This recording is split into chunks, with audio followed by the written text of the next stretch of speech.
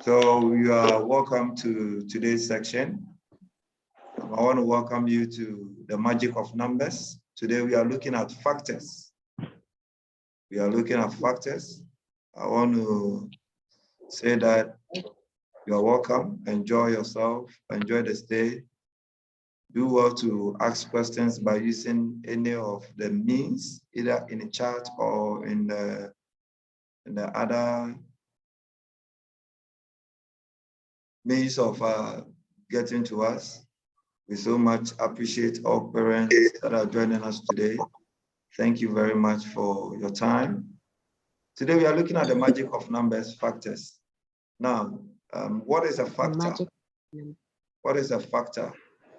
A factor or factors of a number can be determined using two methods. Before we get into the definition, I want you to understand that it can be determined using two methods. The first method is the multiplication method, and then the second method is the division method. All right. So based on the first method, we want to get a definition that matches with the first method. So in my write-up, I said that factors of a number are numbers that can multiply to get that number. So any set of numbers, two given numbers that we can multiply to give us that particular number, that number is said to be a factor. All right, so for this particular method, we are looking for two numbers that will multiply to give us that given number. So the factors are two numbers that when we multiply together, we are going to get the given number. So let's look at our very first example. All right, we have been asked to find the factors of 6. I hope you can all see. We have been asked to find the factors of 6. So the first question is, let us think of any two possible numbers. When we multiply, we will get 6. The reason why we have to do multiplication before this class is that we will need the multiplication to get our answers. All right, so for factors of 6, we have 1 and 6, because 1 times 6 will give us 6. 6 times 1 will also give us 6. So we just pick 1 times 6. Then we look at 2 times 3. 2 times 3. So 2 times 3 is also giving us 6. Right. So these are the possible factors of 6. So after we have gotten the two sets of numbers that are giving us 6, then we can now list the factors. So in listing the factors of 6, please arrange them from lowest to the highest. I said what? In listing the factors of 6 or any other number, please do well to list them from lowest to the highest. So we have 1 here, we have 2 here, we have 3 here, and we have 6. I hope we have seen it. So let's rearrange it. In rearranging it, we have 1, we have 2, we have 3, and we have 6. All right, so these are the factors of 6. Please, do we understand? All right, so we have been able to successfully list the factors of 6, and it is on the screen just as you see it. First, we have to think of any two numbers that can multiply to give us 6, and the first one is 1 and 6. 1 and the number itself, and then 2 and 3. After you have gotten this, you arrange them from the least to the max. So from 1, you go to 2, you go to 3, and then 6. All right? So we get it from here. Now let's push forward. Okay. Now, before we look at the properties, let's look at the second example.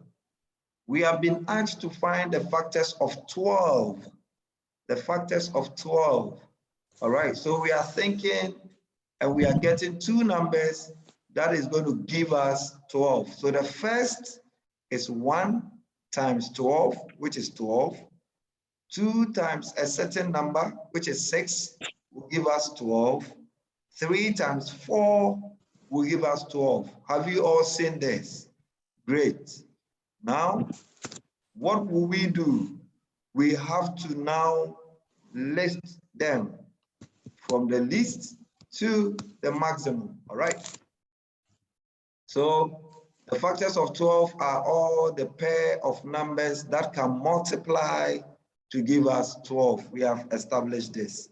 Okay, so now let's look at our factors. So the factors begin with 1, and then 2, 3, 4, 6, and 12. Let's go up and then see what we listed. Okay, so let's look at what we listed. We listed 1 and 12. Can you see it? 2 and 6, 3 and 4. So if we want to list them, we start from the smallest, 1, 2, 3, 4, 6, and 12. Have we seen it? Great. So that is how it is done. That is how it is done. So we have been able to list our factors. Before we proceed, I want you to list the factors of 12, no, the factors of 10 for me, the factors of 10. List the factors of 10 for me. Thank you, and I'll be waiting for your answers. All right, so we have successfully listed our factors. Factors of 10, we have 1 and 10, we have 2 and 5, and then is there any other number apart from that? Let's look at 3. 3 times 1 is 3, 3 times 3 is 9, 3 times 4, we can't get 10. Let's go to 4. 4 times 1, 4 times 2 is 8. No. 4 times 3 is 12. Wouldn't get. And then we get back to 5. So 1, 2, 5, and 10. I hope we all got it right. So let's list our factors of 10. And they are 1, 2, 5, and 10. Please, if you have any question, you are at liberty to ask in this conference, or you send your comments, you send your questions to the comment section when you hit the YouTube account. All right. So without wasting much time, let us look at some factors, some properties of factors. Some properties of factors. We're going to go quickly. Let's look at some properties of factors. Please, those of you who are writing it vigorously and you are trying to capture everything, please do not worry too much. The lesson notes will be made available for you, all right? So if you need a lesson note, I'll get it ready for you. So you can get your lesson note at the end of the conference. Thank you very much. Let's continue. So properties of factors, all right? The first property is that every counting number is a factor. I said what? Every counting number is a factor, okay? Every counting number is a factor. Now, so when they give you a factor of 6, 6 itself is a counting number, and so 6 is a factor. You get it? So let's say, find a factor of 6. You have to add the same number, 6. If they ask you to find a factor of 12. 12 is a counting number, okay? So you have to add it, all right? It becomes a factor. I hope we understand the first one, all right? So let's move on. So we have been given an example. It says 6 is a factor of 6 because 6 is a counting number, all right? 10 is a factor of 10. So when they ask you to find the factors of 10, you have to add 10 to it because 10 itself is a factor. Can we proceed from here? All right. So the next thing, which is the second one, they say 1 is a factor of every number. 1 is a factor of every number.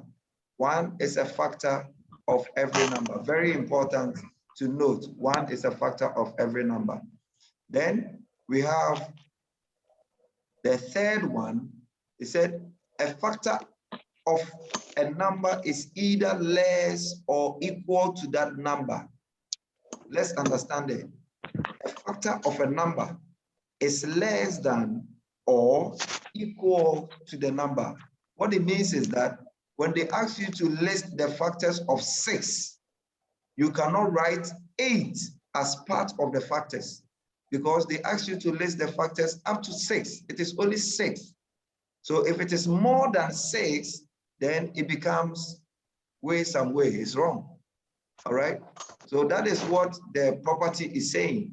A factor of a number is either less than or equal to that number. So when they give you factors of 10, and I see that you have written 12 as part of factors of 10, then indirectly you have gotten it wrong. Is that okay with us? Please, do we understand? All right. So this is an example. The factors of 10 are 1, 2, 5, and 10. So if you exceed this 10 and you write 12, automatically what you have done is 0. You will be given 0. Is that okay? Okay, so let us note that. So there is no way you can get a number that is greater than 10 if you are asked to list the factors up to 10. All right. So let's look at our fourth property.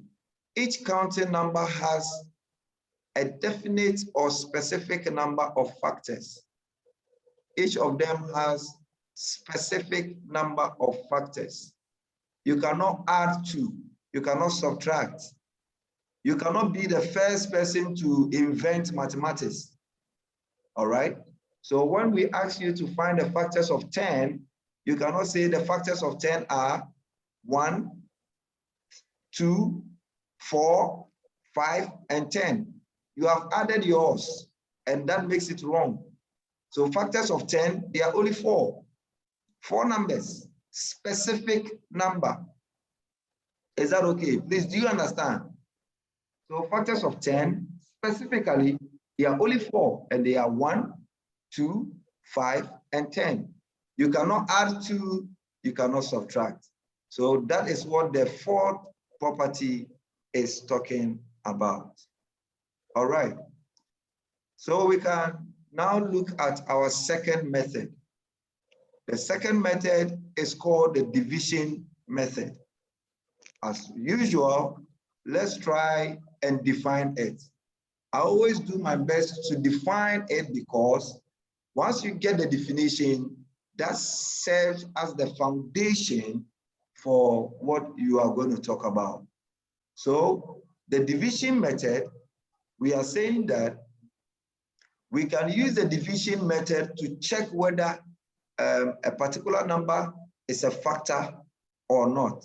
So how do we do that? In a jiffy, we are going to know how to do that. So let's define it. Factors of a number are counting numbers that exactly divide the number without leaving a remainder. Factors of a number are counting numbers that exactly divide the number without leaving a remainder.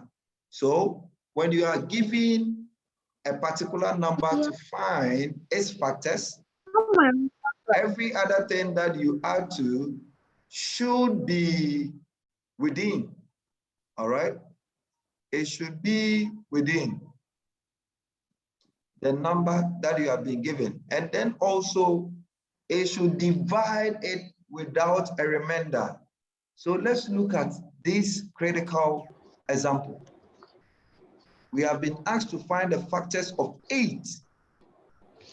Now, we are saying 8 divided by 1 will give us exactly 8. There is no remainder. And so 1 is a dividend. 1 can divide 8. And so it is a factor of 8. 8, you can see, divided by 1 will give us 8. Now let's look at 8 divided by 2. 8 divided by 2 is giving us 4. Is there any remainder? No.